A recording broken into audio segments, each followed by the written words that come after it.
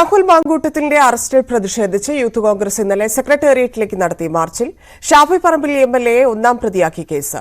Police നടപടിയിൽ പ്രതിഷേധിച്ച് ഇന്ന് കോൺഗ്രസ് ബ്ലോക്ക് കമ്മിറ്റികളുടെ നേതൃത്വത്തിൽ പ്രതിഷേധ ധർണ നടത്തും. വൈകുന്നേരമാണ് പ്രതിഷേധ പരിപാടികൾ.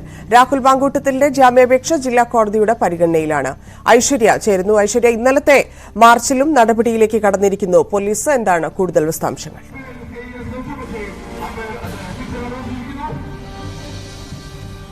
ധന്യ, വീണ്ടും പോലീസ് ഈ യൂത്ത് കോൺഗ്രസ് പ്രതിഷേധത്തിൽ കേസെടുത്തിരിക്കുകയാണ്.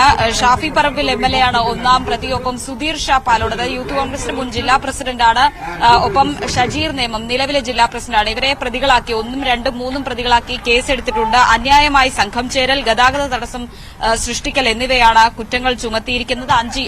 ആകെ 5 പ്രതികൾ, അതായത് 5 യൂത്ത് കോൺഗ്രസ് നേതാക്കൾക്കെതിരെയും ഒപ്പം കണ്ടാലറിയാവുന്ന 150 പേർക്കെതിരെയുമാണ് നിലവിൽ കേസെടുത്തിരിക്കുന്നത്. തിരുവനന്തപുരം കന്റോൺമെന്റ് പോലീസാണ് കേസെടുത്തിരിക്കുന്നത്. കഴിഞ്ഞ ദിവസം രാഹുൽ മാങ്കൂട്ടത്തിനെ അറസ്റ്റിൽ പ്രതിഷേധിച്ചുകൊണ്ടായിരുന്നു സെക്രട്ടേറിയറ്റിലേക്ക് മാർച്ച് സംഘടിപ്പിച്ചതൊപ്പം സംസ്ഥാന വ്യാപകമായി പ്രതിഷേധ സമ്മേളനങ്ങളും മാർച്ചുകളും സംഘടിപ്പിക്കാൻ കെപിസിസി അധ്യക്ഷൻ ആഹ്വാനം ചെയ്തിരുന്നു. അതിന് പിന്നാലെ യൂത്ത് കോൺഗ്രസിന്റെ സംസ്ഥാന ഉപാധ്യക്ഷൻ അബിൻ വർക്കിയും സമരജാല സംഘടിപ്പിക്കുമെന്നുള്ള പ്രഖ്യാപനം നടത്തിയിരുന്നു. അതിന് പിന്നാലെയാണ് ഇത്തരത്തിൽ വ്യാപകമായ പ്രതിഷേധം സംഘടിപ്പിക്കുന്നത്. ഏറ്റവും ഒടുവിൽ കഴിഞ്ഞ ദിവസം സംഘടിപ്പിച്ച പ്രതിഷേധത്തിലും ഇത്തരത്തിൽ കന്റോൺമെന്റ് പോലീസ് കേസെടുത്തിരിക്കുന്നു. മറ്റൊന്ന്, രാഹുൽ മാങ്കൂട്ടത്തിന്റെ ജാമ്യാപേക്ഷ ഇന്ന് കോടതി പരിഗണിച്ചേക്കും എന്നുള്ളതാണ്.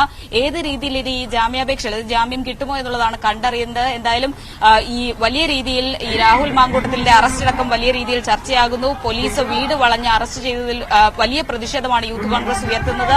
വരും മണിക്കൂറുകളിലും ശക്തമായ പ്രതിഷേധമുണ്ടാകുമെന്ന് യൂത്ത് കോൺഗ്രസ് അറിയിച്ചിട്ടുണ്ട്. അതിന് പിന്നാലെയാണ് ഇപ്പോൾ വീണ്ടും ഒരു കേസ് കൂടി ഷാഫി പറമ്പിലിനെ പ്രതിയാക്കിക്കൊണ്ട് കന്റോൺമെന്റ് പോലീസ് എടുത്തിരിക്കുന്നത്. നന്ദി ഐശ്വര്യ.